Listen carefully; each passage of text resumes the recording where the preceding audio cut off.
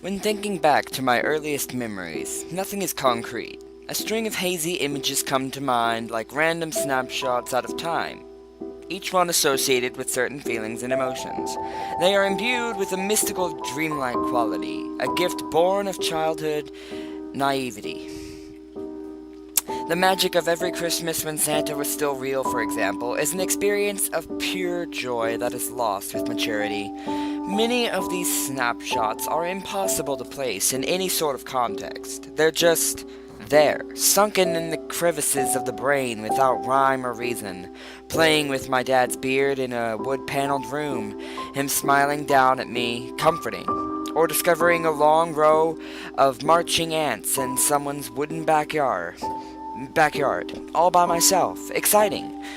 Some of them don't even seem real in hindsight. Did I actually fall from that tree by the lake, only to land on my feet without a scratch?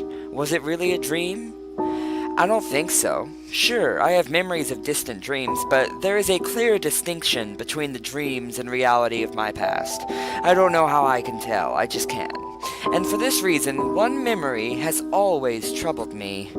The experience was so surreal, and yet certain details stand out with marked clarity. I'm not exactly sure when it happened. I could have had been older than five. I couldn't have been older than 5 or 6. My brother and I were sleeping in our bunk bed because because he was older, he got the top bunk. I had just woken up, but it was still nighttime. Something felt different. I remember seeing and smelling the rain, but not hearing any. The window was open and it was very cold in the room. Why was the window open? The curtains were gently flapping, but there was no breeze. The quiet was so intense it buzzed through my ears.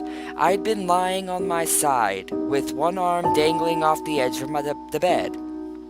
Gradually I became aware it was warmer near the floor. I felt some kind of heated breeze gently strike my hand, coming and going in short bursts. Finally, I recognized it as someone's breathing. Then the woman slid out from under my bed. The night light showed that she had long blondish hair and wore a white nightgown, and in the dimness I thought it was my mother. I wasn't at all scared. It's funny how a child's mind works.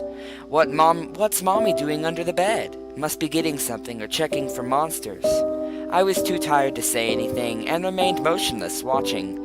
The woman was on her back, but her face stayed in the shadows. She rolled over and crawled on all fours to the far end of the bed, then glided up the ladder to the top bunk. Her every movement was silky smooth and completely silent. She reminded me of a white ribbon dancing in the wind. I closed my eyes and fell back to sleep. I also remember my brother telling me about a weird dream the next morning.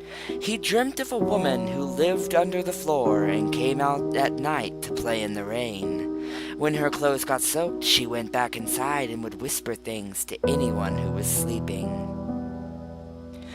It became a recurring dream for him until our family moved out of that house.